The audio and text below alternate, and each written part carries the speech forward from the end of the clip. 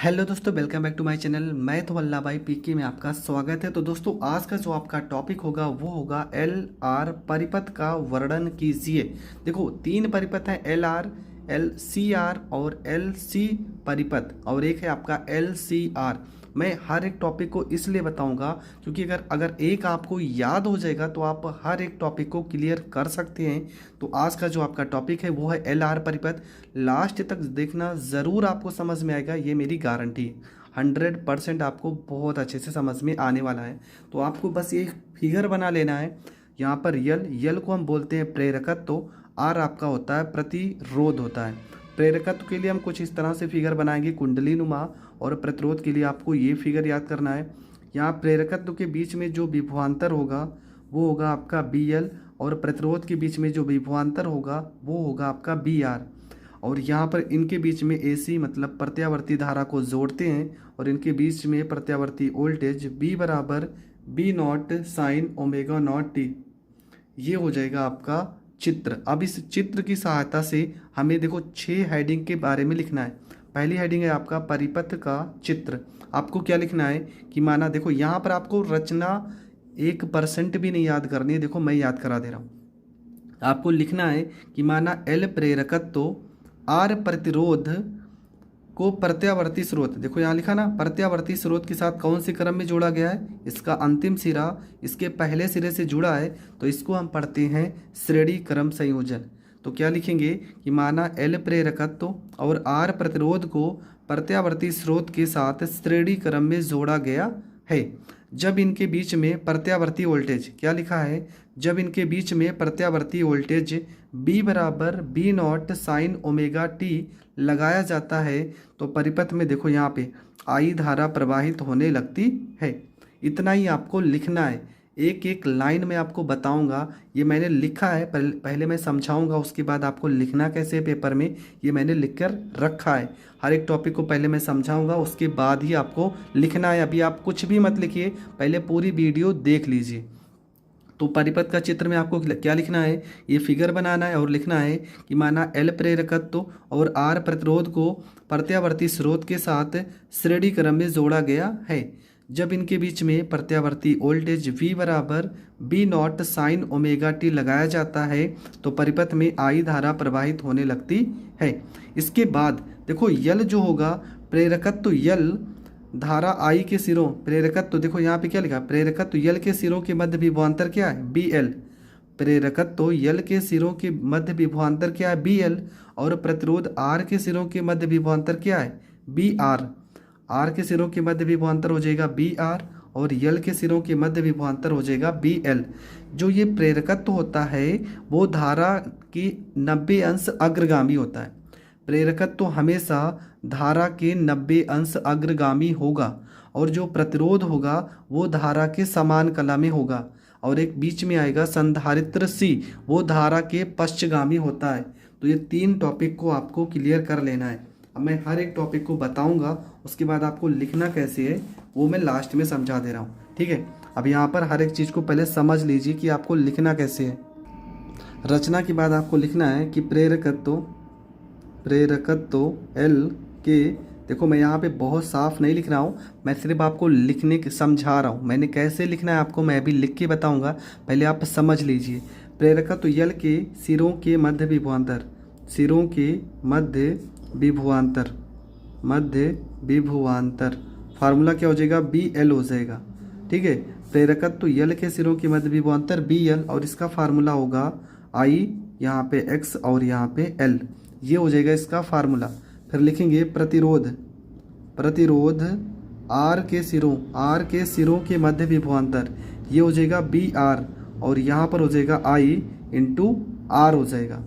प्रतिरोध आर के सिरों के मध्य विभवांतर बी आर बराबर हो जाएगा आई इंटू आर। फिर यहाँ पर लिखेंगे प्रेरकत्व धारा आई के 90 अंश अग्रगामी होगा, 90 अंश अग्रगामी होगा तथा बी आर मतलब प्रतिरोध धारा आई के, प्रतिरोध आर धारा आई के समान कला में होगा, धारा आई के समान कला में होगा, समान कला, समान कला में होगा, समान कला में होगा। और उसके बाद आपको लिख देना है अतः प्रतिरोध, प्रतिरोध, प्रतिरोध और प्रेरकत्व, और प्रेरकत्व के बीच कालांतर 90 अंश का होगा, कालांतर 90 अंश का होगा। इतना आपको लिख देना है, ठीक है। फिर से समझ लीजिए, मैंने कहा था रचना के बाद आपको क्या लिखना है कि प्रेरकत्व यल के सिरों के मध्य विभवांतर बी एल बराबर आई एक्सएल हो जाएगा, और प्रतिरोध आर के सिरों के मध्य विभवांतर बी आर बराबर आई इंटू आर हो जाएगा। प्रेरकत्व धारा आई की हमेशा हर एक डेरिवेशन में यही लिखना है, प्रेरकत्व धारा आई के 90 अंश अग्रगामी होगा तथा प्रतिरोध आर की धारा के समान कला में होगा। और आपको ये लिखना है अतः प्रतिरोध, अब देखो किनके बीच में कितने अंश का अंतर आ रहा है, 90 अंश। तो वही लिखना है कि प्रतिरोध, दो चीज़ें इसमें, एक प्रेरकत्व एक प्रतिरोध है, तो आपको लिखना है प्रतिरोध और प्रेरकत्व के बीच कालांतर जो होगा वो 90 अंश का होगा। ये आपकी पहली हेडिंग समाप्त हो जाएगी। पहली हेडिंग में आपको लिखना है परिपथ का चित्र बनाना है, रचना जो मैंने समझाई है वो लिखना है। मैं कैसे लिखना है वो मैं बता दूंगा, पहले आप समझिए। फिर दूसरी हेडिंग आती है आपकी, दूसरी हेडिंग आएगी प्रतिवर्ती वोल्टेज, ठीक है। दूसरी हेडिंग आपकी जो आती है वो आएगी, हाँ, प्रतिवर्ती वोल्टेज आएगी, प्रत्यावर्ती वोल्टेज, प्रत्यावर्ती वोल्टेज। फार्मूला क्या होता है इसका? फार्मूला होता है V बराबर में बी स्क्वायर बराबर में बी एल का स्क्वायर प्लस में वी आर का स्क्वायर, ये फार्मूला होता है इसका। तो यहाँ पर क्या हो जाएगा, ये हो जाएगा V बराबर में अंडर रूट हटाएंगे तो यहाँ पे बी एल का स्क्वायर, यहाँ से स्क्वायर हटेगा तो रूट लग जाएगा, और यहाँ पे बी आर का स्क्वायर। B बराबर हो जाएगा, बी एल का वैल्यू क्या है आई एक्स एल का होल स्क्वायर, और बी आर का वैल्यू क्या है आई आर का होल स्क्वायर। इसको मान लेते हैं समीकरण, यहाँ पर इसको मान लेते हैं पहला, इसको मान लेते हैं दूसरा, इसको मान लेते हैं तीसरा, ठीक है। इसके बाद प्रत्यावर्ती वोल्टेज के बाद आपको क्या निकालना है, तीसरी हेडिंग आपको निकालनी है प्रतिबाधा, प्रतिबाधा। इसका फार्मूला क्या हो जाएगा, Z बराबर अंडर रूट में, Z बराबर यहाँ पे सीधा लिख देंगे समीकरण 3 से, समीकरण 3 से, और समीकरण 3 का मान क्या है V बराबर अंडर रूट में आई एक्सएल का होल स्क्वायर और आई इंटू आर का होल स्क्वायर।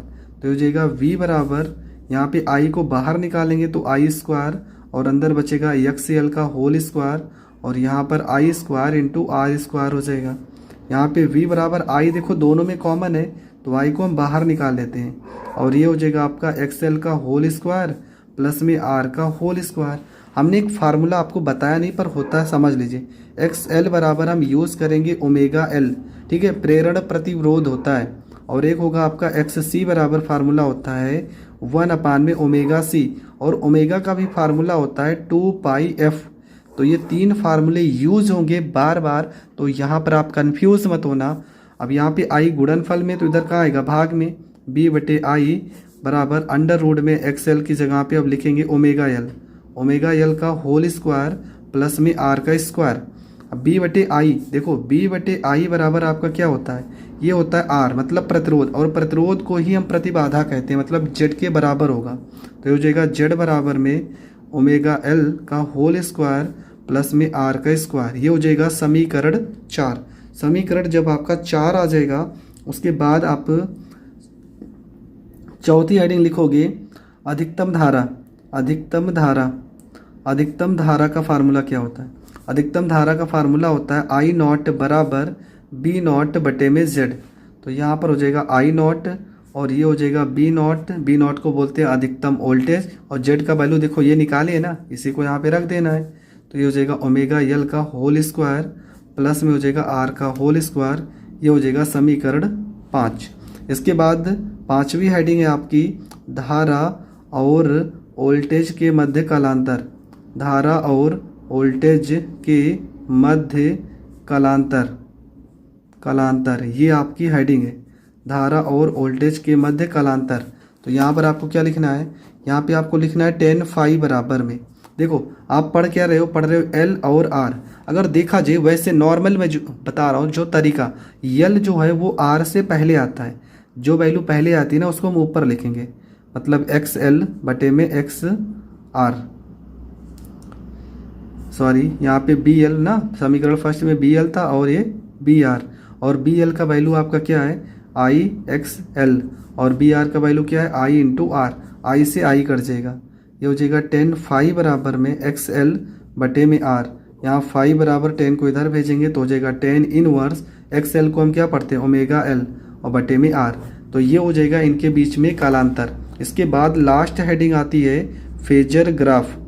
फेजर ग्राफ में आपको कैसे बनाना है, हमने शुरुआत में ही पढ़ा था कि जो बी आर होगा वो समान कला में होगा, तो ये समान कला में होगा, और जो बी एल होगा वो 90 अंश अग्रगामी, ये बी एल है 90 अंश कहाँ पे अग्रगामी, और ये आपका हो जाएगा प्रत्यावर्ती वोल्टेज के लिए V, तो ये हो जाएगा इसका फेजर ग्राफ।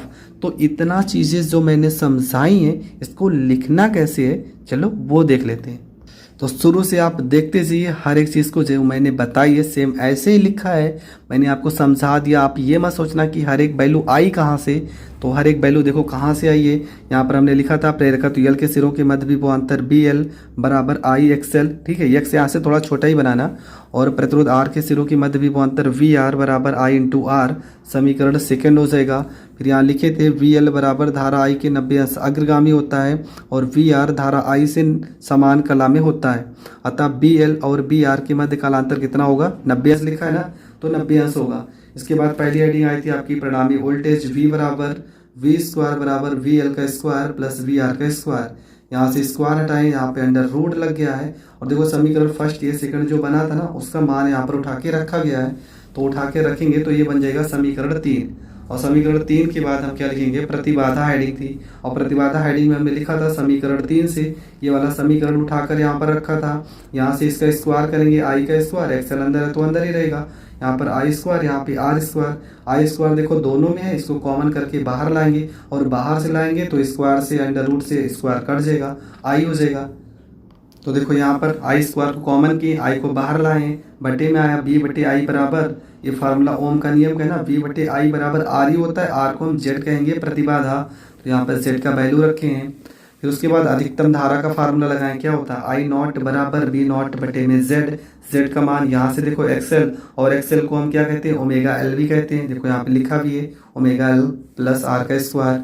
इसके बाद अगली हेडिंग आई थी धारा और वोल्टेज के मध्य कालांतर, फार्मूला 10 फाइव बराबर बी एल बटे में V R, 10 phi V L का वैल्यू आई एक्सएल और ये आई आर, आई से आई कट गया, एक्सएल का वैल्यू ओमेगा एल और बटे में आर, यहाँ से 10 को हटाएंगे तो 10 इधर जाएगा इनवर्स, और ये हो जाएगा आपका ओमेगा एल बटे में आर हो जाएगा। इसके बाद फेजर ग्राफ कैसे बनाना है उसको समझ लेते हैं। तो ये है आपका फेजर ग्राफ, देखो कितना नॉर्मल तरीके से बी आर समान कला में है तो समान कला में, ये 90 अंश अग्रगामी है तो ऊपर की ओर है, और यहाँ पे आपको 90 अंश दर्शा देना, ये आपका वोल्टेज हो जाएगा, विभवांतर हो जाएगा। तो पूरा मैंने लिखकर बता दिया था कि हल कैसे किया गया है और आपको लिखना कैसे है ये भी मैंने समझा दिया। फिर भी अगर कहीं पर भी आपको डाउट है तो कमेंट बॉक्स आपके लिए, आप जाइए और जो आपका डाउट हो ज़रूर पूछिए। मैं 3-4 इस लेसन में 5 डेरिवेशन है आपका LR, LCR और CR, और एक होगा प्रत्यावर्ती शक्ति के लिए फार्मूला, एक होगा ट्रांसफार्मर, जितने भी है मैं सारे टॉपिक को क्लियर करूंगा। बस आप हमारे चैनल पे यूं ही प्यार देते रहे, और चैनल पे नए तो चैनल को सब्सक्राइब करें। जय हिंद, जय भारत।